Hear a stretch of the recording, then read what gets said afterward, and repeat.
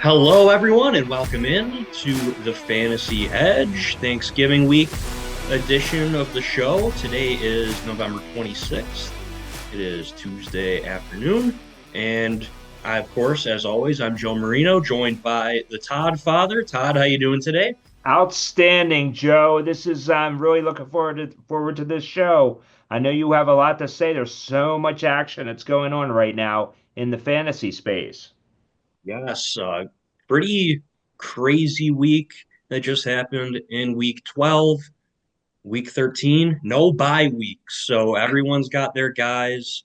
Some pretty significant injuries going on this week as well. So tons to get to in a very short amount of time. So we're going to get right into it with the news and notes around the National Football League. So as always, we go by position. So starting with the most important position, the quarterbacks. Aaron Rodgers, New York Jets, he told Pat McAfee on the Pat McAfee show that he hasn't decided yet if he wants to play again in 2025, but his number one choice would be to come back to the New York Jets. There was a report a couple days ago that Rodgers wanted to come back next year, but not for the Jets. So, from the horse's mouth himself, he wants to come back to the Jets. So, we shall see what happens there.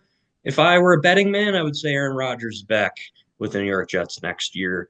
And I think I said it on the last show too. I think the Jets are going to draft a quarterback, their first or second round pick, and Rodgers will mentor said quarterback. And then NFL Network's Tom Pelissero reporting that Raiders quarterback Aiden O'Connell will start Week 13 against the Kansas City Chiefs. Chiefs nearly lost to the Carolina Panthers last week, so division rivalry type of game here against the Las Vegas Raiders. This should be an interesting one.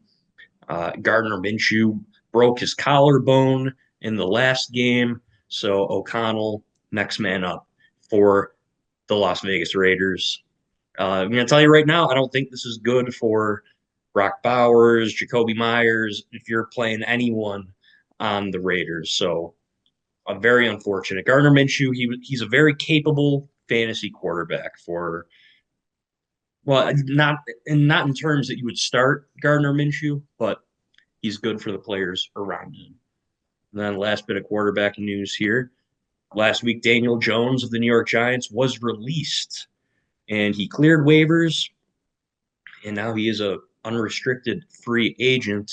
And Fox Sports' Jordan Schultz reporting that Daniel Jones has eliminated the Raiders from signing contention. So looking, I heard Vikings are a possibility, the Baltimore Ravens, Todd's team, uh, Buffalo Bills. I personally think that the Bills would be a very good match for Daniel Jones because God forbid that Josh Allen goes down. Daniel Jones could probably run this Bills offense.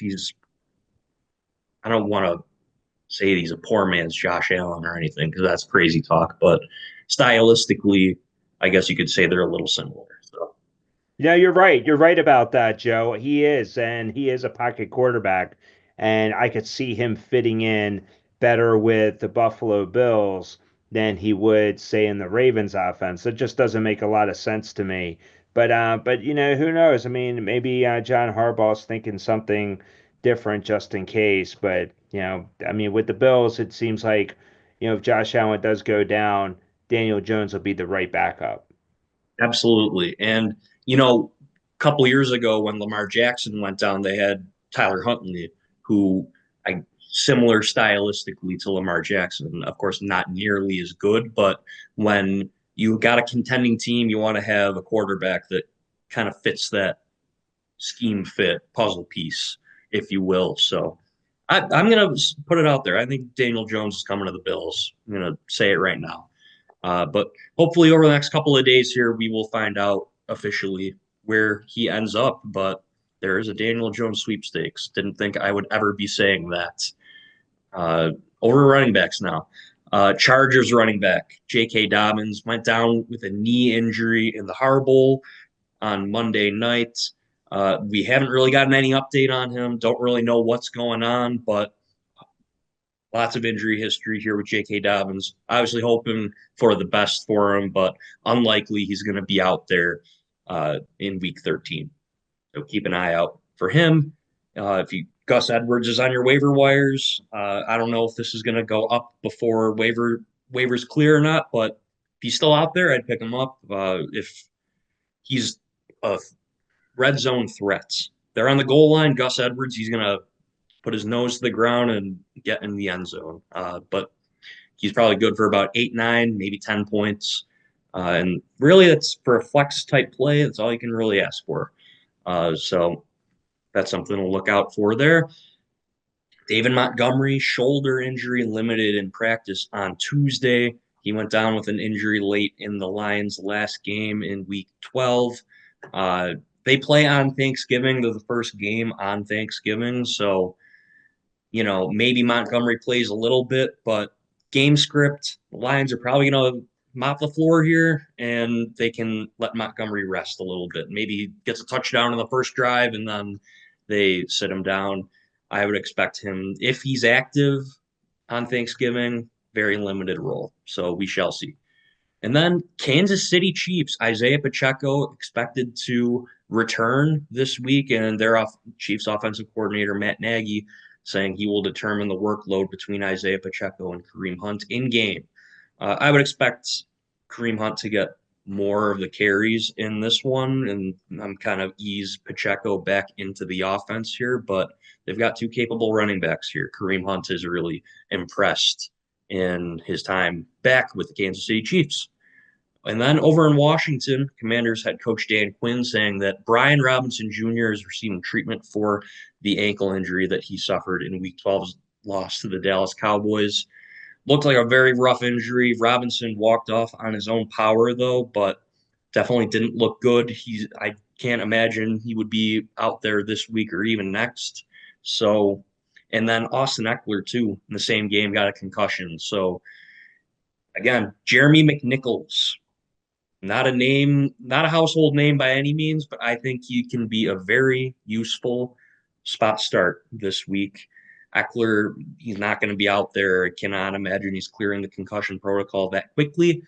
But McNichols could be a guy that you can play this week if you're very thin at running back. So he is a guy that I would burn fab, waiver priority. McNichols is my pickup of the week for sure. Wide receivers, back to the Detroit Lions. Khalif Raymond, foot injury, did not practice on Tuesday.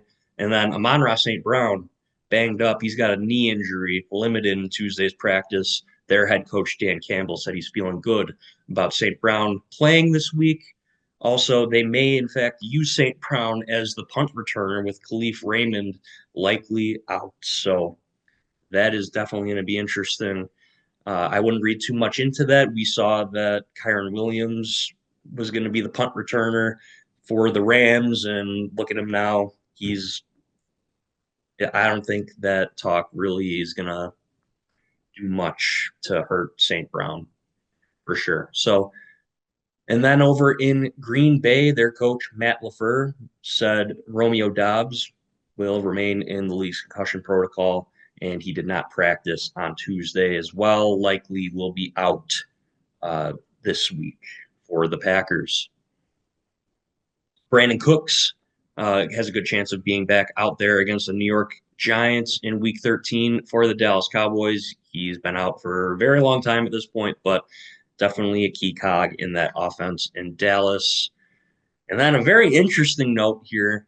LA Rams wide receiver Demarcus Robinson arrested for drunk driving early Monday morning in Los Angeles. Rams coach Sean McVay said he has not made any determination on if Robinson will play or not in Week 13. Maybe that won't even be up to him. So the wide receiver 3 for the Rams, definitely he's been a useful spot start at some points this year. He might be out for a little bit here. Jordan Whittington, maybe. Tyler Johnson, maybe courtesy ad there if they're still on your waiver wires. And then Todd, your favorite guy, Josh Downs, shoulder injury, considered week to week, long shot to play Week 13 against the New England Patriots. Very unfortunate news for the young wide receiver. And then tight end, couple notes here. Giants, they claimed tight end Greg Dulcich off waivers from the Denver Broncos. Dulcich was relevant a couple of years ago. I know I had him when he had that little hot streak there, but maybe he'll get an opportunity with the Giants here. And then Cowboys tight end Jake Ferguson, he's got a concussion, listed as a non-participant on their Monday practice report. Can't imagine he will be out there this week. And then scary incident here. Carolina Panthers rookie tight end Jatavion Sanders avoided a serious neck injury in Sunday's loss to the Chiefs. Hopefully he'll be okay. I haven't really seen any other update besides that. And then we got a kicker note here. Uh, Washington Commanders kicker Austin Seibert put on the injured reserve with a hip injury. He missed the last couple games. He played last week against Dallas, missed that extra point at the end of the game, and they lost because of it. But he's going to be out for the next 4 weeks.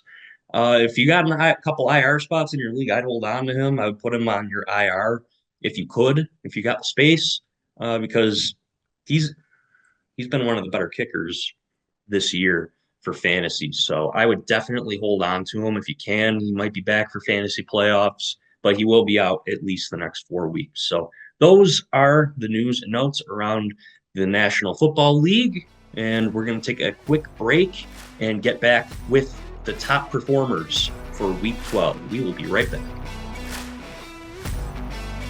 Okay, we are back. Fantasy Edge. Joe Marino, we got the Todd Father on the control. Shout out to Dante, our content producer. Hey, Todd, Dante. yeah, Dante. He does a great job making us look good. Uh, Monday Night Football, the Harbowl, our resident Baltimore Ravens fan. Todd, what were your thoughts on the game before we get into the top performers? Yeah, great game. Nice win by the Ravens. It's always tough playing on the road, and fortunately for the Ravens, they've had a lot of success playing in prime time. So that was great. And but we have a lot of challenges ahead, and the Ravens won a game that they should have won, and we did well. And but how does that translate for the rest of the year? I don't know. There's only 5 games left, Joe. I mean, not many left. Nah, and the margin for error is super thin right now. So it's that's what we're facing for the rest of the year.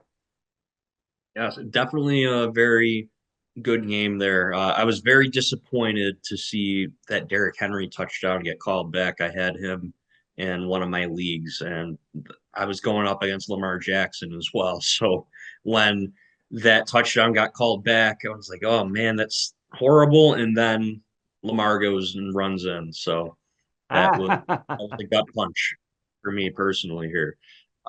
Yes, so the Harbowl, awesome to see the two brothers going head to head at head coach. Let's get into the top performers for the quarterbacks. Number one on the week, Jaden Daniels, 35.15 fantasy points. Pretty good step in the right direction for Daniels. He started the season very hot. He hit a little bump in the road, but right back to being in that mix for the top five. Number two, Tua, 31.65 fantasy points for him. He's been phenomenal since coming back from that brutal concussion. He has a great connection with Jonnu Smith.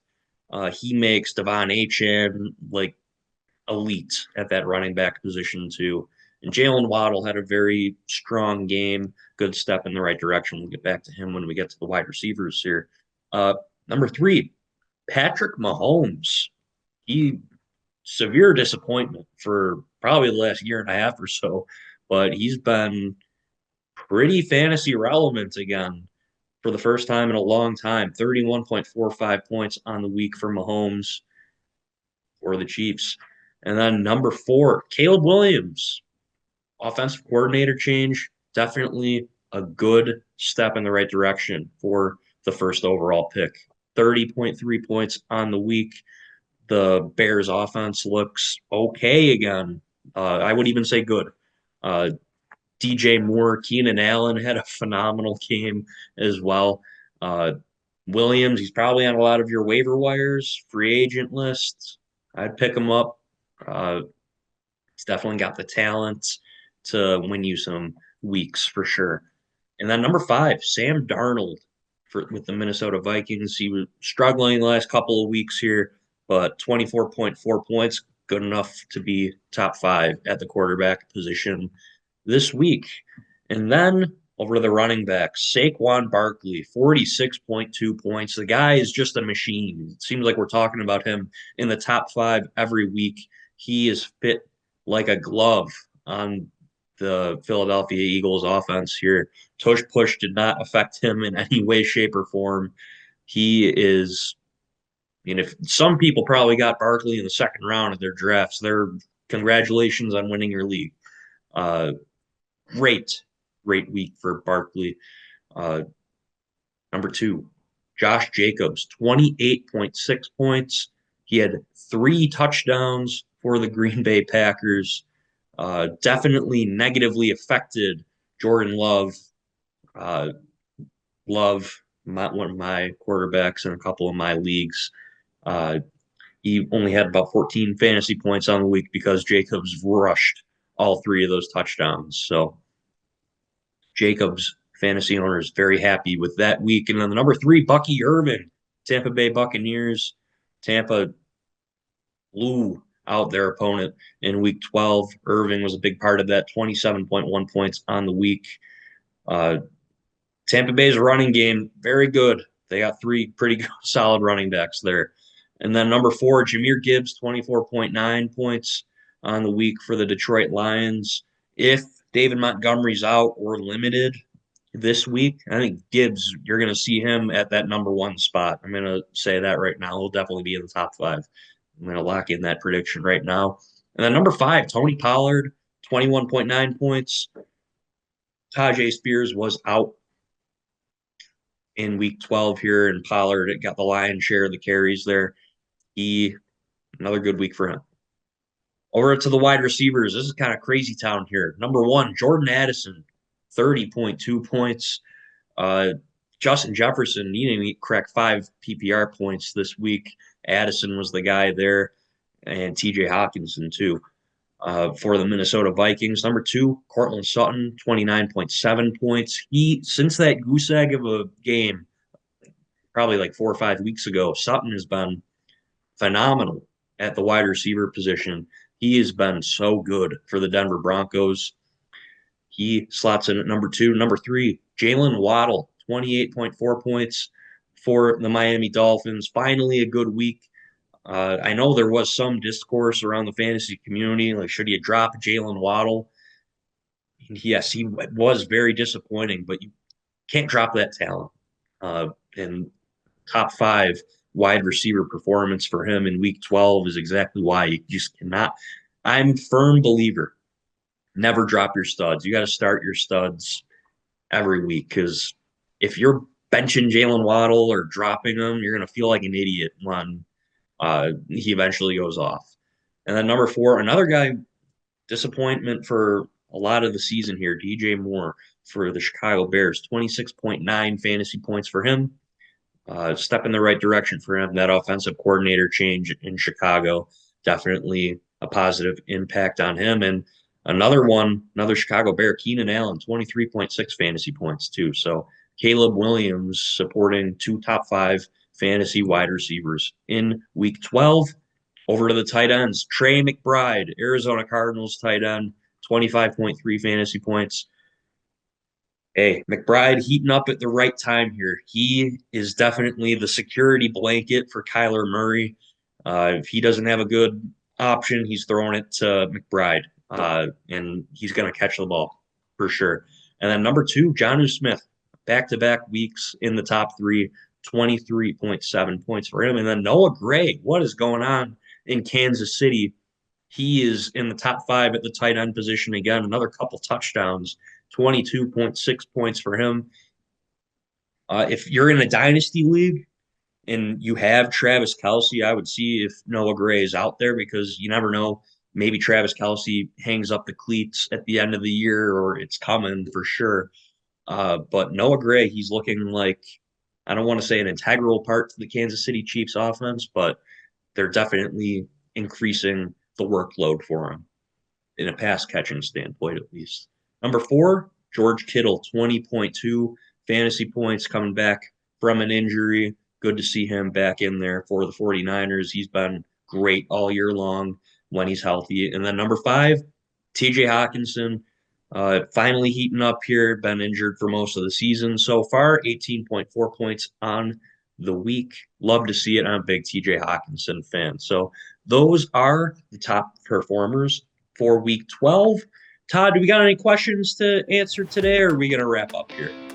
You know what? I think there was one question actually that came from a viewer from one of the other shows, and they had directed the question towards you and the Fantasy Edge. But they were curious on how you're doing on your teams, because obviously the success of the shows and of the Fantasy Edge are really directly relevant to how you're doing. So maybe tell the audience about your team.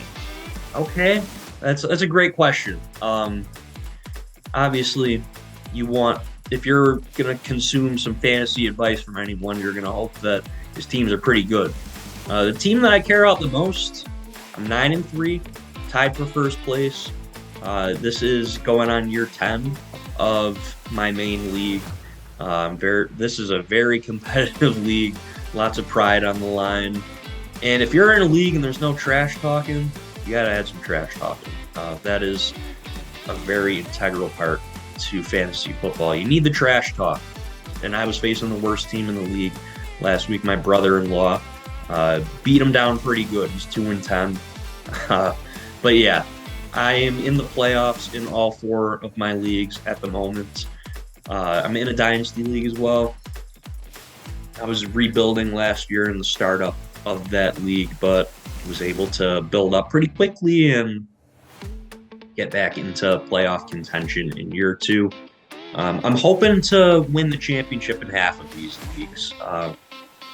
That's great, Joe. That's great. I can see that happening for you. Cross my fingers, but playoffs are coming up, fantasy playoffs at least, in I want to say 2 weeks. It's week 15, depending on the league. It's in 2 weeks, 2 to 3 weeks, depending on which platform or your league settings. So we're going to do what we can to help all you beautiful people to win your fantasy leagues. So, Todd, how are your teams doing? My teams are doing much better now that I'm listening to you, Joe Marino. You have been able to open up my eyes and really have given me some great tips on how to really provide value to my team. So thank you so much for everything you've said during the course of the Fantasy Edge. And I can't even imagine how I'm going to finish up this year and what next year brings, because it's just going to be magical. Make the playoffs this year, Todd, and then next year, when you get the full Fantasy Edge experience, you'll be 9-3. We'll see. Yeah, I bet I will. All right, we're going to wrap up there, folks. We hope you have a great Thanksgiving. Just one show this week. We'll be back with our usual 2 next week for week 14, last week of the regular season for fantasy. Crucial week. Lots of leagues are very close, so this is a huge week. This is going to determine if you're going to make the playoffs or miss the playoffs and play in a toilet bowl bracket. So good luck to all of you. I am Joe Marino. If you have any fantasy-related questions or any questions at all, feel free to email us. Our email address on the screen right now, it is thefantasyedgeccm@gmail.com. Feel free to shoot us an email, and we'd be happy to answer your questions on the next show. For Joe Marino and producer Todd, we will see you in the next one, and have a happy Thanksgiving.